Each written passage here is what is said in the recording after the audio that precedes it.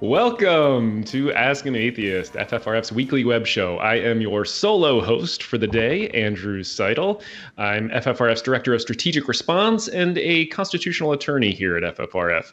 And today we're going to be talking about a few things. Taxpayer money is going to go to churches very soon under the new stimulus package. Churches are being exempt from stay-at-home orders, and that is deadly. And in line with these serious constitutional and life and death issues, we're going to be talking about game shows. And joining me today to talk about these things is Hemant Mehta. Hemant is an old friend of FFRF's, and because I'm going to be talking him up a lot on this show, we wanted to balance that out with this picture from 20 years ago, or thereabouts, when Hemant first met Dan Barker at the University of Illinois, Chicago.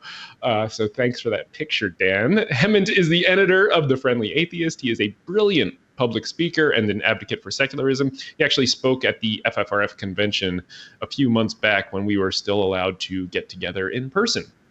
And now, most importantly, the only thing he ever needs on his resume ever again, Hemant is a Jeopardy champion. So Hemant, welcome to Ask an Atheist.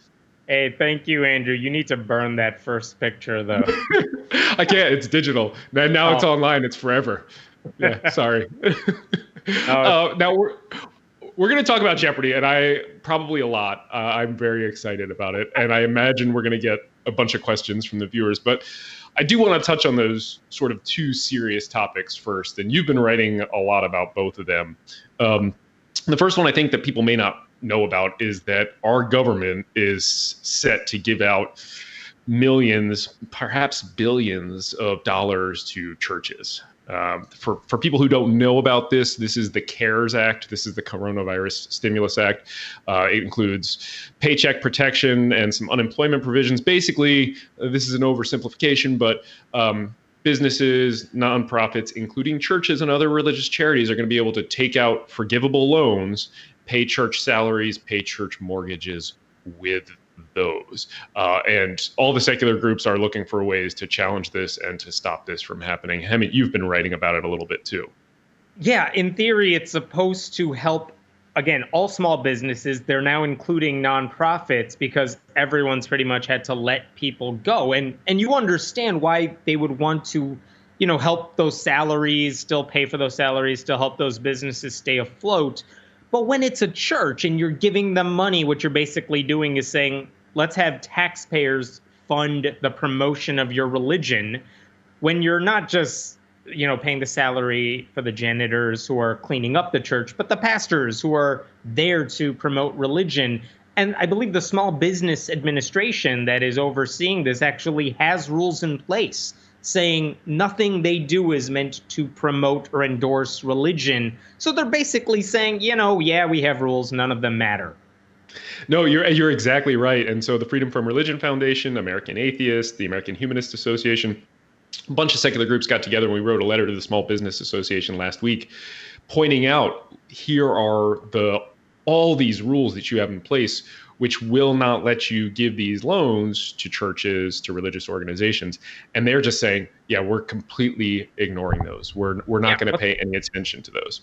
What's the point of having those rules at all? And it's only ever religious groups that seem to get the rules broken for their behalf.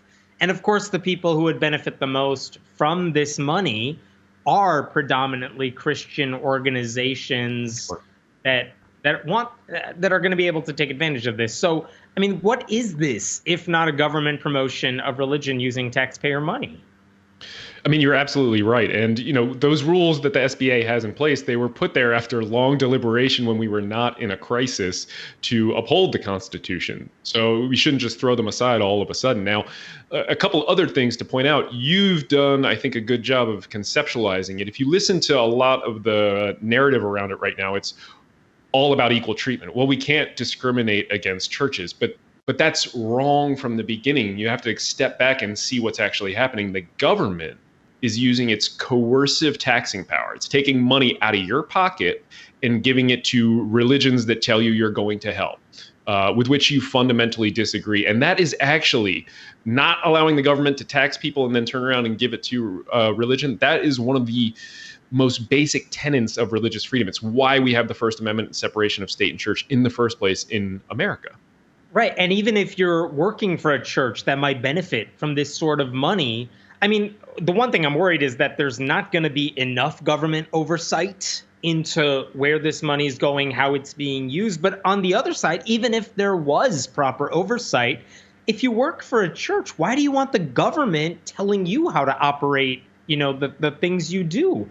I mean, I would think, if anything, pastors, the people who work for churches, as much as you might want that help right now, because everyone wants some help right now, why do you want the government stepping in and saying, here's some money, here's some strings that are also attached to it? And either way, if there are too many strings, that I would think is bad for churches. But if there are not enough strings, that's bad for the Constitution. Absolutely. And I mean, I think the transparency issue is also really key, which you just touched on. I mean, a lot of these churches that are going to be getting money have never sent anything to the IRS. Churches and other religious nonprofits don't have to send financial disclosures to the IRS the way other charities do. So, for instance, FFRF, we submit a Form 990 to the IRS every year. It tracks every single penny. Churches don't have to do that, especially the multi-million-dollar mega churches. They still don't have to do that. So, right. Joel Osteen doesn't need your taxpayer money. And again, even if you're giving it to all nonprofits in addition to for-profit businesses, not all nonprofits are the same. I mean, and again, no one's saying you can't give to conservative nonprofits that play by the same rules as everybody else. But churches, specifically religious institutions, are a different beast. They absolutely are. They've got all these benefits. And I mean, theoretically, and this, I mean, not even theoretically, this is going to happen. Churches don't even have to tell the IRS or file a paperwork with the IRS saying we are a nonprofit. The first time the IRS could, or the federal government could be hearing about these churches is when they file the request for money. And that would be also the last time they're hearing about it. So the idea of any sort of safeguard or transparency for the taxpayers here is just out the window. And that is, to me, one of the really alarming, besides the constitutional aspect, one of the really alarming aspects of this whole program. Yeah.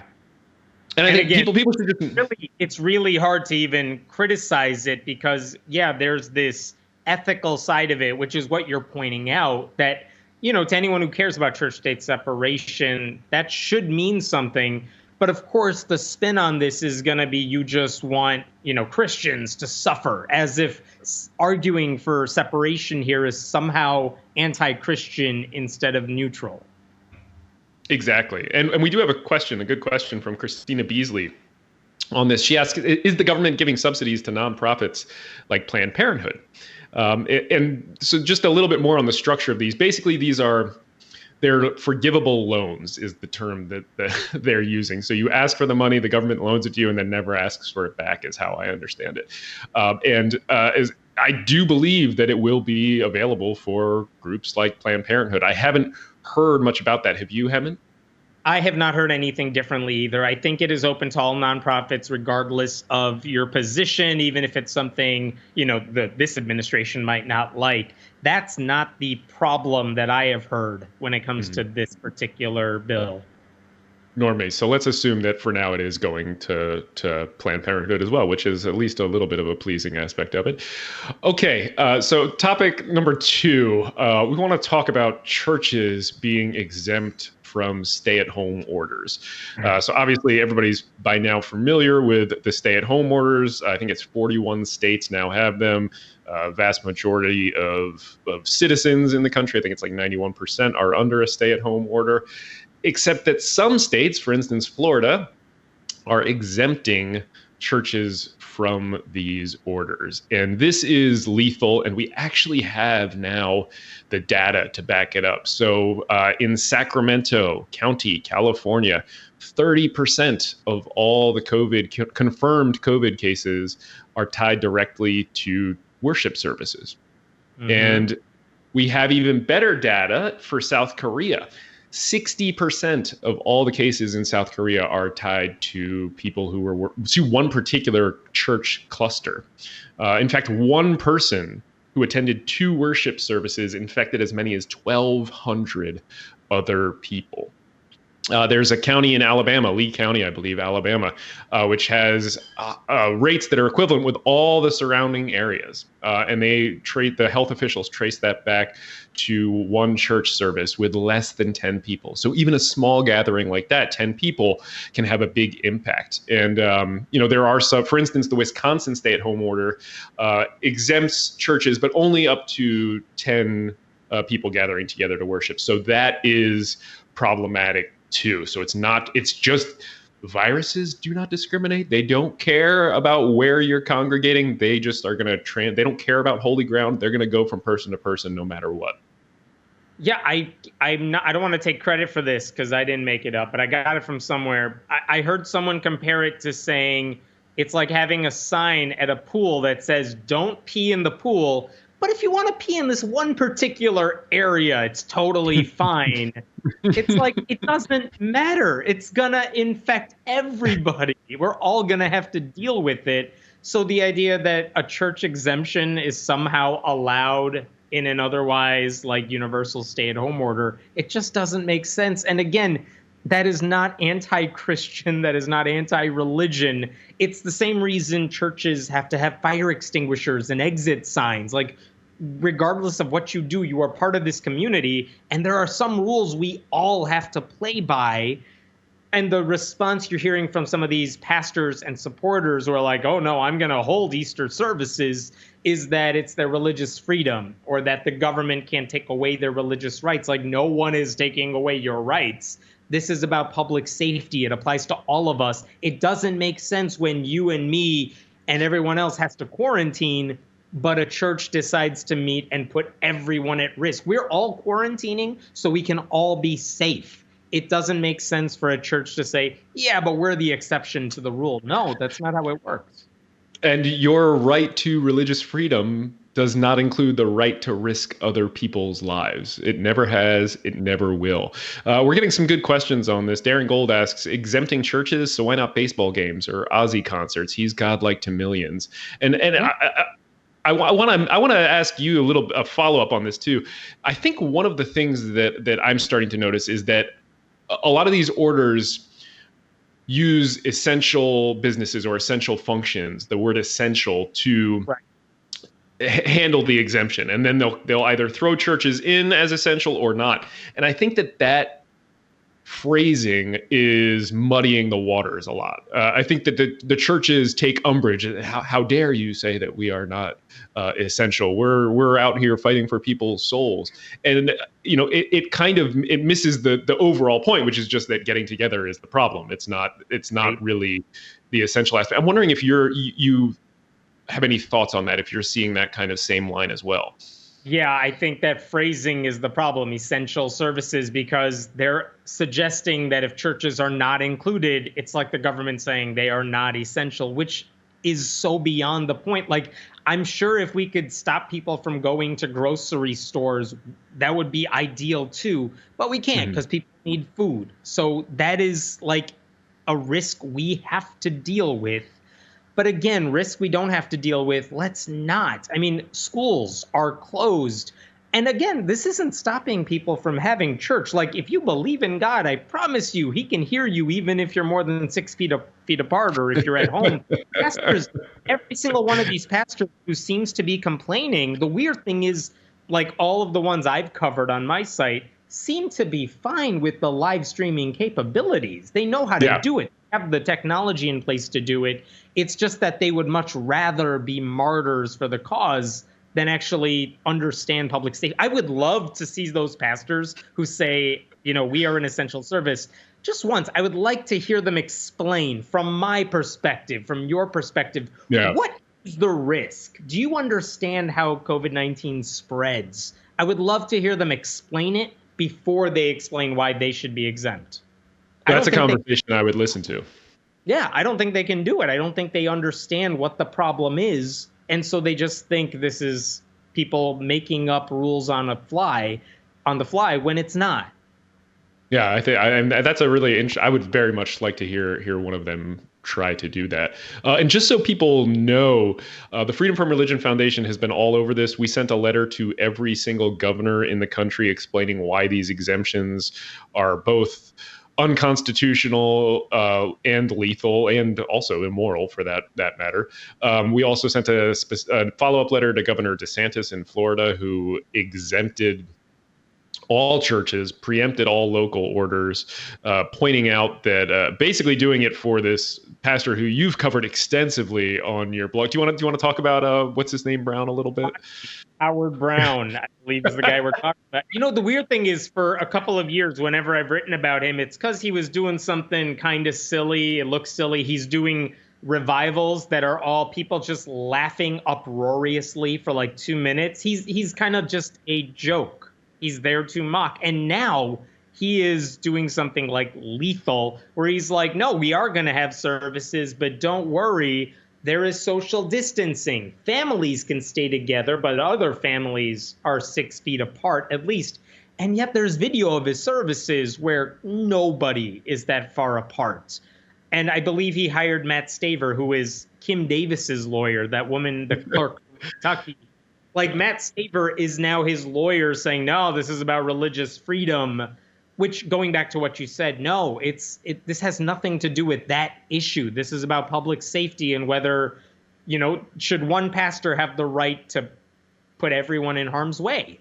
And as a society, I think we can all agree, we don't care if you're a pastor or anybody else. The answer is no.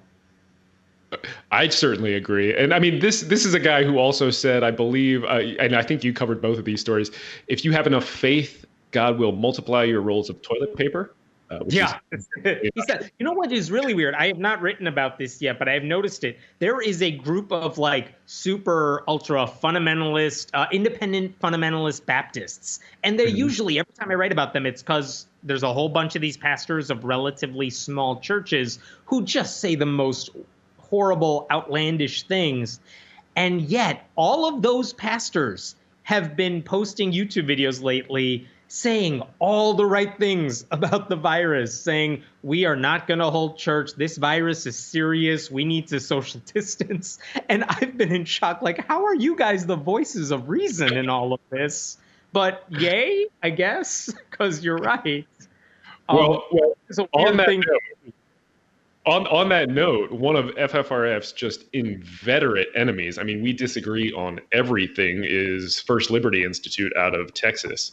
And their president, Kelly Shackelford, this weekend wrote an op-ed for the Washington Post with the president of I believe it was the Southern Baptist Theological Seminary, but don't quote me on that, saying that this is not a religious freedom issue, agreeing with FFRF's stance. Right. That you guys should publish something jointly. That would be hilarious.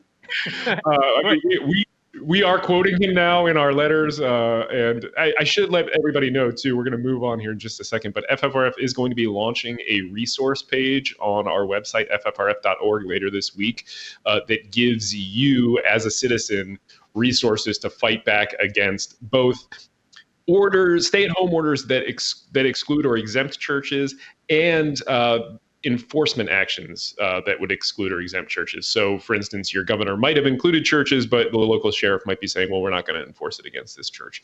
So we're launching a resource page for you to be able to take action against those government officials, because we know a lot of people are sitting at home feeling frustrated, feeling angry about these, rightfully so. I mean, these are churches that are risking everybody's lives, and for that matter, just completely disregarding the heroic work of all the people in the medical field right now.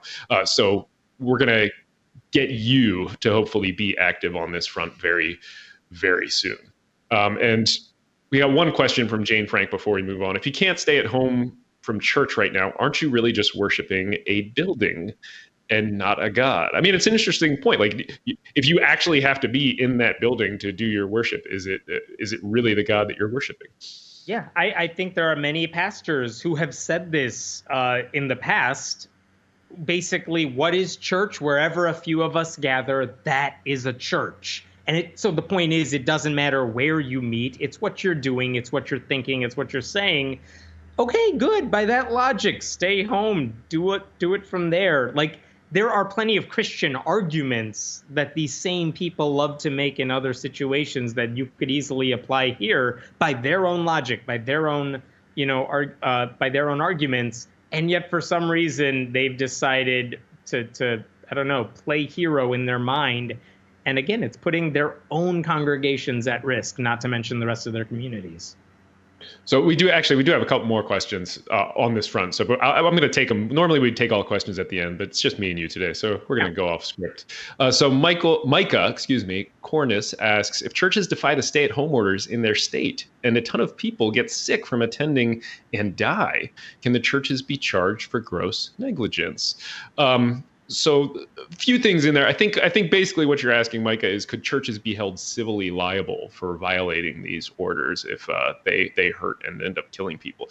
And that is certainly something that is being explored. And there have been a couple of attorneys who have written about that publicly. I believe there was an article in Slate about that recently, especially for not necessarily churches even, but places like Liberty University could theoretically be held liable for some of these things. So that's certainly, I would be surprised if we don't see a lawsuit on that in the very near future. Hemant, yeah, thoughts? I don't have anything to add. I've heard the same thing where people are like exploring that, but I haven't seen anything definitive one way or the other. So I'm deferring to you on that one. Okay, well, this one specifically for you. M. Daniels asks, hi, Hemant, I read your blog every day. Me too. That was a side note. Thanks for all your work keeping us up to date with secular and atheist news. Have you noticed certain religious groups downplaying COVID-19 more than others? So you already mentioned that independent Baptist group that's doing the right thing. Who's downplaying it? Yeah, for the most part, because evangelicals tend to be what I cover more than anyone else because they have the political power as well. It's this handful of evangelical pastors who want to make an issue of this and refuse to accept the science here. And again, there are some institutions that delayed doing the right thing, like the Creation Museum and Ark Encounter, but they eventually did the right thing in closing down. That's where it's mostly coming from in terms of the news that's out there. I haven't seen like Muslim leaders or other religious leaders doing the same thing at nearly the same level as some of these evangelical pastors. Okay. All right. Well, we're going to move on now to the topic that I really am most excited to talk about, Jeopardy. We'll move on from life and death to some fun. I mean, this was so cool. This is so cool. I mean, I've watched Jeopardy my whole life. There was a bar when I was actually in undergrad that me and my buddy Mike Hermita used to go to and watch Jeopardy and play against all these old guys. So you were on Jeopardy. You weren't just on Jeopardy. You are now a Jeopardy champion, which is just the coolest. But here's the first question that jumped into my mind when I was thinking about interviewing you. How many people reached out to you to tell you that they knew more than you? You know, hey, Hemant, I got this question right and you didn't. Ha ha ha. Yeah, if you didn't see the episodes, I was on 2 episodes. I missed the final Jeopardy in both. And the first one I just bid correctly and I was able to win. I have gotten several messages from people saying, some joking about it, but some saying like, had I been on, I would have gotten it right, which is like, yeah, okay, maybe. Listen, when I'm at home, I know everything too. But again, it's a different situation when you're there, and everyone would get everything right if they asked us stuff we knew. That's not the game. Well, so let me ask you that, because what is the hardest thing about being on the show and in the studio and taping it and competing against people and having to use the buzzer? What's the hardest thing about that versus playing on your couch? What was the biggest difference for you?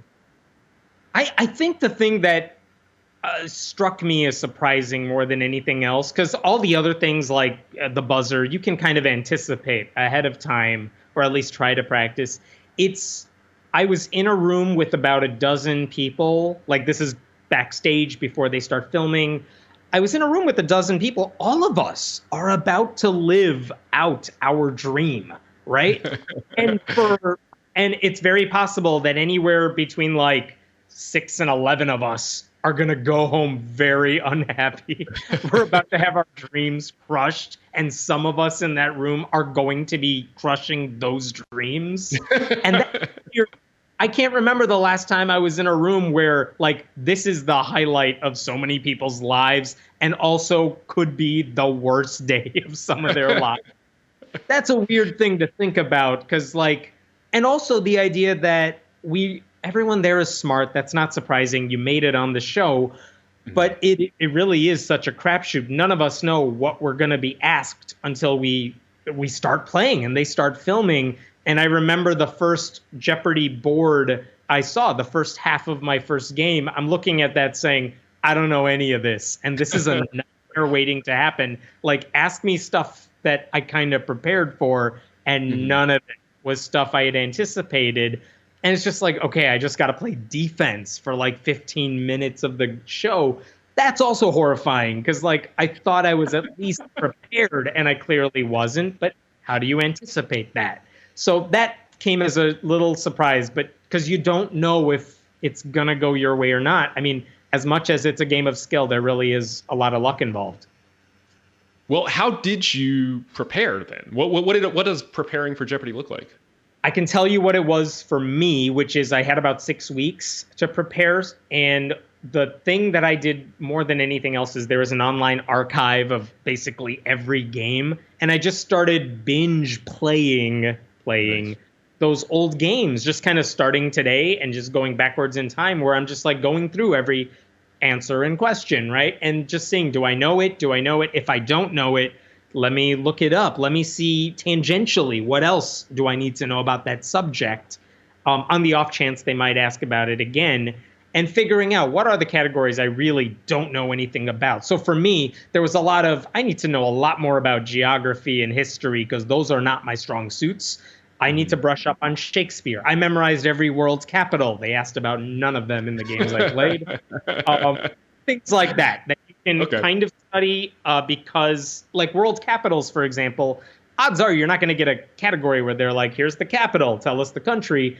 Yeah. But they might use those countries or the capitals in a clue that might give you a clue as to what the answer is. So that is a good thing to study because it can come up in a variety of ways, as opposed to let me learn the British monarchy, which is so specific that it's probably not a good use of my time. So that's kind of how I would play a lot of those games. And there were a handful of subjects that I would really try to brush up on because I know nothing. Alcohol. I'm not a big drinker at all. And that was one of the categories too. You would see those categories come up again and again. Potent potables is a famous one, but they'll ask it in a variety of ways. And I'm like, I know there's wine and there's red and white wine. If you try to get more specific than that, totally over my head. But it's like, well, what are the rum? And that was a category too, wasn't it?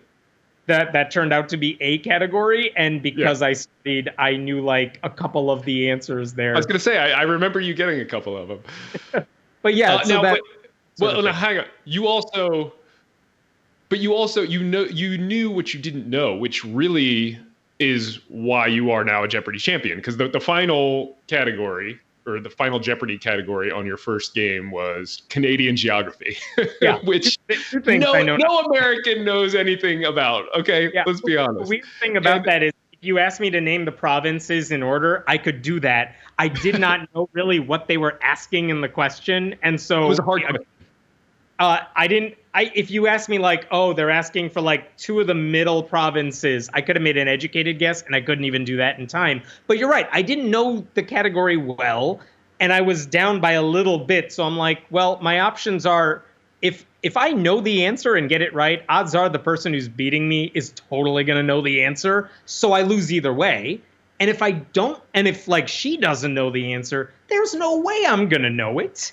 So I just bid very defensively. Let me bid a little bit to try to overtake her on the off chance she's wrong and I'm right. That's not going to happen. But maybe if we're all wrong, I'm not going to lose a lot. And that is totally how it played out. So again, I got lucky there. But see, I wouldn't even call that luck. I mean, that was, you thought it through, and we all know no American knows anything about Canadian geography. So I mean, I think that was great gameplay on your part. Thank you. I will say this does not happen when you're just watching the show. The break that you get between Alex revealing the category and actually telling you the clue and the music is playing in the background, That is actually the longest break of the show. Really? Yeah, because they really give you all the time and the paper and pen to work out your wow. And they are very clear, like, if you write it in the little electronic thing, and, like, if they can't read it properly, they are basically coming up to you and they're like, hey, is this your bid right here? We want to make sure we have this right. And they don't tip you. They don't tell you, hey, here's what the other person is bidding. It's all on you. But they're like watching you like a hawk, making sure you're not trying to cheat, making sure you are making your bid accurate, like, to your accuracy. Yeah. But they took a long time there. So we have a lot of time to stew and think about what we want to do in that moment. Because that's really interesting to me, though, too, because I mean, I thought you were going to have an advantage being a math guy and being able to do quick math in your head. I thought you were going to have an advantage over them, but you're saying that that's not the case. Being a quick mental mathematician, there's no bonus.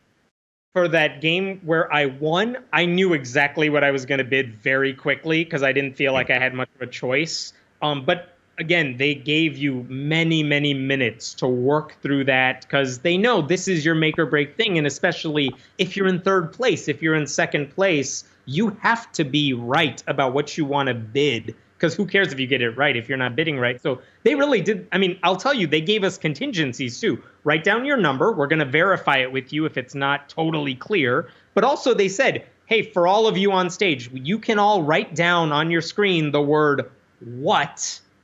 Not is or are, because that would give away too much. But you can go ahead and all of you write down what. So that's out of the way. And then we'll back off. They also said if your pen breaks, there is a note card and a pen right next to you. Just switch if for whatever reason it's not working, because we're not giving you more time. So if something doesn't go right, you write it on there and we'll count it. And we'll figure out how to make it work on TV later. But they went through all these contingencies with us right before. Very serious. Yeah, very serious. This is awesome. This is I'm gonna just ask a couple. We're getting a flood of questions. Yeah. But I have to give you a little bit of guff because you killed it. You're gonna have to. I know you do. You killed it in the books of the Bible category, which I would expect no less. I mean, we all know that atheists know more about the Bible than all other citizens. But you missed, and I'm only doing this because several of the other staffers mentioned it. You missed the secular affirmation question. No, I know, and I kicked myself as soon as they asked, like, if you don't want to say something in an oath, what do you? Yeah, I swear an oath. Mm-hmm. What do you say instead of the word swear? And for whatever reason, I think I said pledge, and of course it was affirm. The reason I didn't dwell on that later and I didn't kick myself over it later is I'm like, all right, that didn't make a difference in the game, but also that was a dumb thing I should have gotten. And the other part of it is like, you know what? In terms of things I got right and wrong, I didn't buzz in too many times with an answer that I just took a wild guess on. For the most part, I buzzed in when I knew something and I got it right.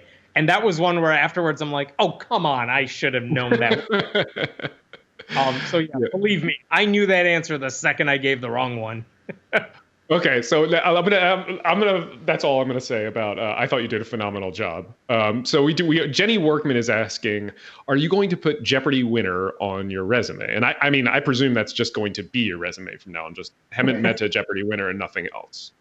I feel like that's a good, if I ever have to apply to a job because I'm not blogging anymore, what I like about that is that it's a good thing that is not a controversial thing.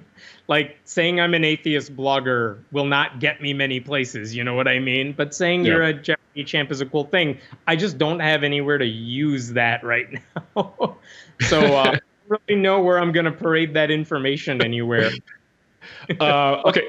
Well, so he's just like, oh, that's nice. And then they move on. It's like, oh, right. No one else in my life circle cares at all. Now, Kathy Wise has asked a question kind of along those lines. She said she's wondering, did you say the name or why didn't you say the name of the blog on Jeopardy? Did they prevent you from saying that?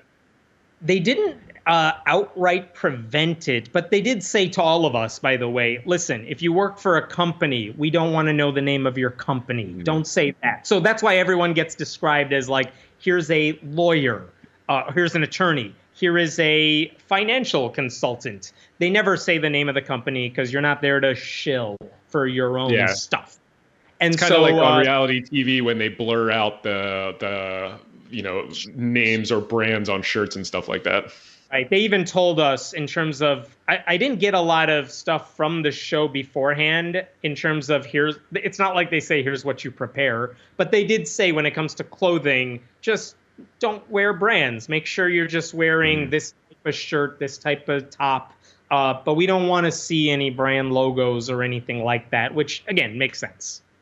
Well, and anybody who saw you on there, I mean, you were shattering the preconceived notions, the stigma that's attached to atheists. I mean, you do that all the time anyway, but you're incredibly personable and friendly, and anybody who bothered to look at your blog later on was, I think, especially if they had those preconceived notions, was going to have them shattered, which I don't know. I haven't heard from those people, but yeah, some people, I feel like I've only heard from people who already knew the blog more than I've heard from strangers, you know what I mean? But I will say, this is another thing that just surprised me more than I expected beforehand. I was surprised how much I genuinely liked those other dozen people. They taped a week's worth of shows the day I was there, and we didn't know when we were playing in that week. So I got to know all the competitors for that week, at least a little bit.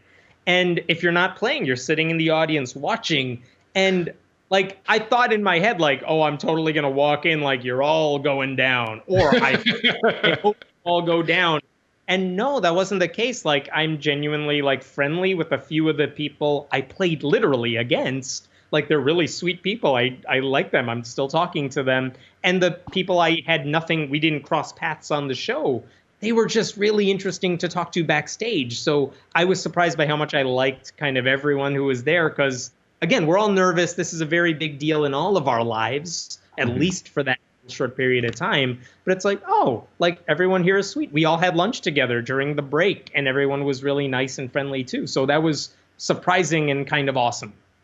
Very fun. Now, people can watch this episode online somewhere, I presume. Is that correct? Is it on YouTube? I assume there's ways, if you search for like April 1st, 2020, April 2nd, 2020, you could probably find versions on YouTube. I don't know if it's online in any normal ways, but we'll try to find it, and we'll try to post them for sure on wherever we put this episode up. But so you said it's the April 1st and the April 2nd episodes. Yeah. I had an alarm set so that I could run out and watch it when it came on. I was very excited. A very luxury problem to have, but it's like, oh man, I could a viewing party with my friends and family. Like, my parents came over and nobody else. We're all social distancing. Now, one more question real quick on this. We got a few others on the other issues. Now, you did really well on the word categories, numbers of words or number of letters in these kind of words. Yeah. And you also wrote a crossword puzzle for the New York Times. So, and that came out this year, right? Yeah, it did. I think I submitted a puzzle to the New York Times back in 2018. I think they rejected 3 versions, or at least three puzzles or 3 versions of a puzzle. And they finally said yes after repeated attempts to do something. So, they published it in 2020. And so, I mean, basically for you, unlike everybody else, 2020 is just an awesome year so far. New York Times crossword puzzle, Jeopardy champion. I will say this was one of those things where I've always liked word games and stuff, but doing the crossword puzzle, like not constructing it, which was a cool thing they said yes to, and maybe they'll say yes to again. I've submitted other ones, they haven't responded yet. But just knowing how to think that way and doing those puzzles turned out to be a blessing in disguise of sorts. Because like, I can think about, they actually gave me a category crossword clues, but there was also another category about just long words and just like 13 letter words or something like that. Yeah. Right? Yeah. It was like, oh, okay, I know how to think that way. Those are good categories for me. But I like the puzzles were also a good way to prepare that I would not have known. Like, I would be doing that regardless, you know? Whereas I'm not studying world capitals right now. So Katie Eller asks, if I bought Hemant a Trivia God t-shirt, Trivia God, would he wear it? Yes or no? Hell yeah. Okay. All right. All right. We're going to do a quick sort of few other questions on the religious stuff, and then we will sign off. We're running out of time here. So Elizabeth Betts asks, is FFRF challenging the salaries for pastors provisions in the stimulus? Yes, I mean, as I mentioned, we have already worked to challenge this through the SBA with all the other secular groups. We sent out a national action alert asking members to mobilize. We are still looking at doing that other ways, and of course are looking, should the need arise and should this go the wrong way, what we will do at that point. But for right now, it's still in all the rulemaking side of things, and FFRF does plan on challenging it. And Hemant, I know you've probably been talking with some of the other groups and covering it, so you can definitely read about it on Hemant's blog when and if anything happens. Yeah, right now all you can really do is send a lot of warnings saying, look, this goes against your rules. Don't do this. We're warning you. But until something happens and there's something tangible to act on, it's hard to do much more than that. Exactly. Mike Clark says, if one innocent child dies due to the ignorance of the religious, doesn't that make religion inherently dangerous? I presume talking about the exemption orders. Yeah, I mean, I think one of the thoughts that a lot of those pastors have is that they are trying to save your eternal soul, and therefore the life you have right now is less important. So they're not really worried. And again, this is not speaking for all pastors. I'm talking about specifically the ones defying those orders. They don't think it's a big deal because they're working on something that they perceive is bigger than your health and sickness right now, which is the problem. I mean, we think they're deluded, but they're genuinely hurting people and they don't care because they think they're working towards something bigger. Yeah, what's a little coronavirus compared to your eternal soul is sort of their calculus. So we got two other questions. One person is asking about mosques and mosques staying open. What's our position on that? I think we both agree that they should close just like everybody else. This is not about churches. This is about science and preventing people from dying. But have you seen anything? This person's convinced that the mosques are all staying open for Ramadan and stuff. Have you seen anything about that, Hemant? I haven't seen any story about, not in the U.S., I haven't seen any stories about mosques remaining open or any mom saying, no, we're totally going to have a service on this day or that day. I've seen problems in other countries, but that goes beyond just the right to practice a religion. And our final question is, what's it like working at FFRF right now without the schools being open? Are you still sending legal letters to schools, mostly complaints about COVID? I'll go ahead and answer that one, Hemant. I mean, it's mostly complaints about COVID. We are still sending other letters to government agencies. For schools, we're doing a lot of following up on older issues. But, for instance, graduation is coming up soon, and I suspect a lot of the graduations are still going to happen online. There'll be some sort of online service, and I fully expect to see graduation prayers at those. So FFRF is still operating. I can tell you that, for instance, the strategic response team, our productivity, despite going remote, has gone up 900%. That is not a just made up number. That's what's happened. That's how much work we have to do. So it's things are not really slowing down for us. If anything, they've ramped up considerably. And even talking to some other groups, I know they are working on cases that began in schools that began before the virus set in, and some of the work they have to do, the research, that stuff. Has been going on, and you may not hear about it even for another day or two or weeks or two, but like stuff that built up when school was still in session is only being attended to now. Yeah, and we're still getting victories from letters that we wrote to schools before this happened. And all of our litigation, none of our litigation is really affected because we do more what's called motions practice rather than having to be in court every single day. Most of the secular groups, I think, none of our litigation has really been impacted by this at all. So everybody's still humming along very nicely. Lots of work to be done. Hemant, it was really just a blast rooting for you and so much fun seeing you kick butt. And from now on, all of the introductions that we'll ever have to do for you are going to have to include Jeopardy champion. So thank you for joining me, champ. Much appreciated. Thank you. It's nice to talk to you. Thanks everyone for watching.